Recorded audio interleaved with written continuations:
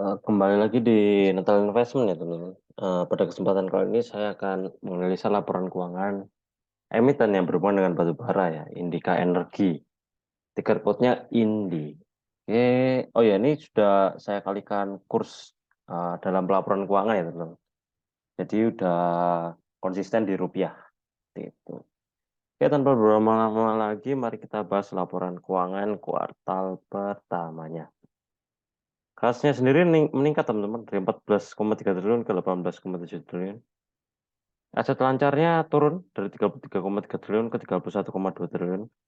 Total asetnya turun juga teman-teman dari 57,3 triliun ke 55,3 triliun. Liabilitas lancarnya turun tipis ya dari 15,5 triliun ke 15,5 triliun. Total liabilitasnya juga turun. Nah, ini cukup signifikan ya dari 43 triliun ke 34,5 triliun. Dan total ekuitasnya naik dari 12,2 triliun ke 18,9 triliun. Nah, di sini saya juga memproyeksikan lah berapa total ekuitas di akhir tahun nanti, yaitu menggunakan data peningkatan ekuitas dari kuartal pertama hingga kuartal 4 di tahun sebelumnya. Nah, kalau kita lihat di tahun sebelum, di 2022 itu ada upside 40%, 2021 12%, dan 2020 itu minus ya 15%. Ya, di sini saya menggunakan angka yang cukup rendah ya daripada tahun lalu, yaitu hanya 20% saja, sehingga total ekuitas di akhir tahun nanti sekitar 22,7 triliun.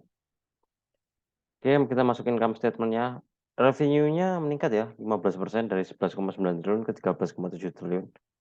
Tapi dari gross profit-nya turun signifikan dari 3,7 triliun ke 3 triliun. Operating income-nya juga turun cukup dalam ya, dari 2,2 triliun ke 1,6 triliun. Dan net income-nya turun dari 1,07 triliun ke 895 miliar. Nah, di sini saya juga memproyeksikan berapa net income yang didapatkan di akhir tahun nanti, yaitu menggunakan data peningkatan uh, net income dari kuartal pertama hingga kuartal 4 di tahun sebelumnya. Jadi kalau kita lihat di tahun 2022 upside-nya 500%, 2021 700%, dan 2020 minus 459%.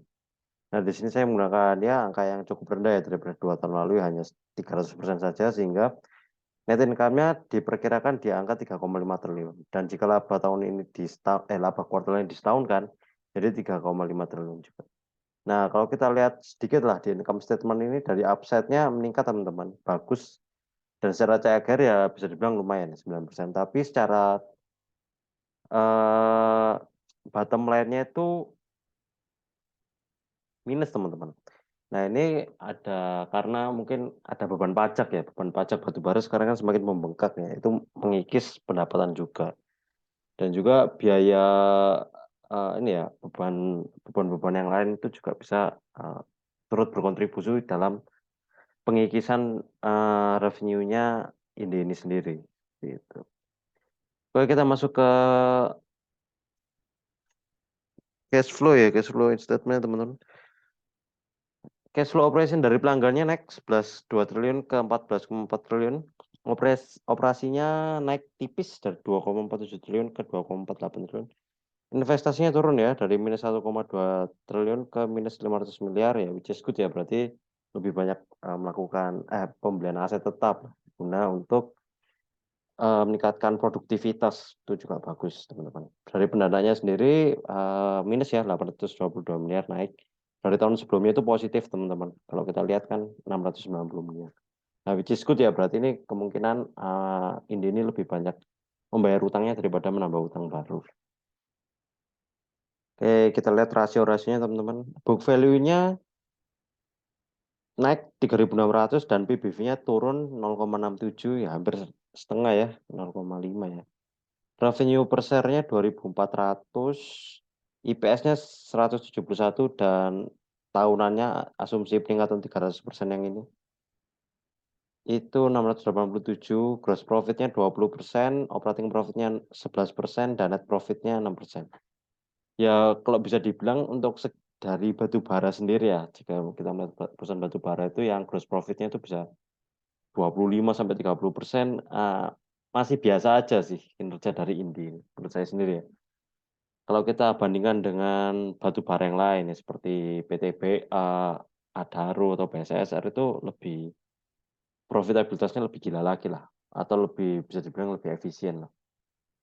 ROE-nya 4,7% turun teman-teman, tapi masih bisa dibilang bagus lah. Kalau misalnya setahun kan kali 4 aja 16% ya. ROA 1,6% ya jelek lah menurut saya.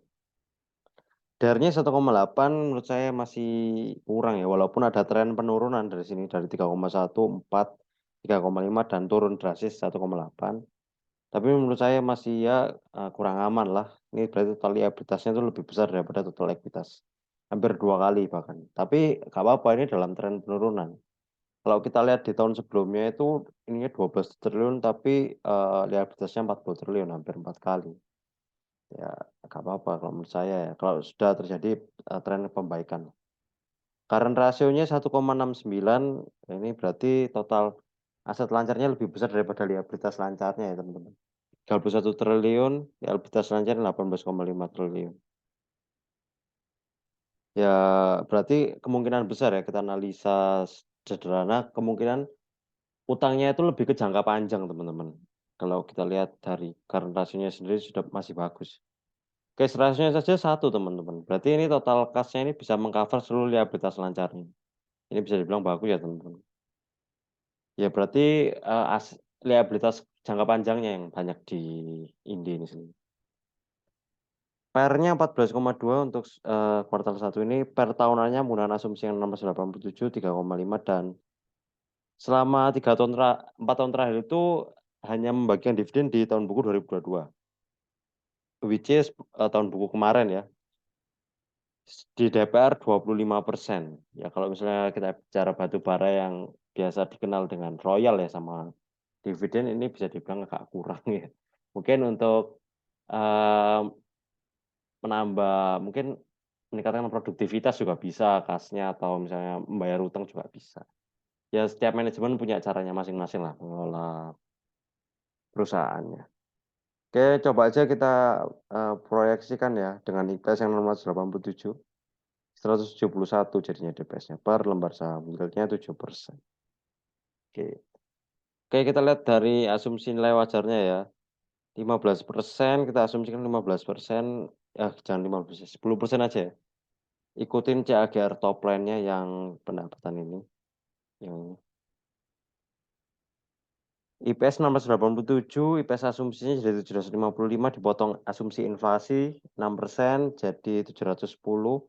Book value-nya 3.600 ditambah jadi 4.300. Ada upside sekitar 55%. Ya kalau bisa dibilang kita sabar nunggu aja bisa sebager sih. Tapi kapan itu? Ya waktu yang bisa jawab ya di harga sekarang ini. Oke, mungkin kesimpulan sementara saya, Indi ini secara valuasi murah, tetapi secara kinerja perusahaan masih agak kurang ya. Bisa dilihat dari profitabilitasnya ya, di di apa ya, di ini ya, gross profit, operating profit, dan net profit-nya yang bisa dibilang cukup biasa saja kalau menurut saya. Kalau kita bandingkan dengan perusahaan batubara lain yang cukup monster lah ibaratnya. Oke, baik kita lihat bisnisnya ini dulu, Indi. Energi, oh ini Gede Agung. Coal mining ya, ini coal mining juga. Oke, kita lanjut ke end to end fuel tank terminal. Oh, ibarat udah kayak ini ya, eh, satu konsorsium gitu ya. Gold mining juga ada, green business, tenaga matahari ya, sudah mulai berkembang ya. Bisa dibilang secara bisnis prospektif lah. Sudah mengembangkan bisnisnya ke energi terbarukan. Digital venture-nya Enterprise IT. Oke sih. Oke, mungkin begitu aja ya untuk analisa saham Indi ini sendiri. Jika teman-teman ada kritik, pendapat, atau saran, tulis di comment section.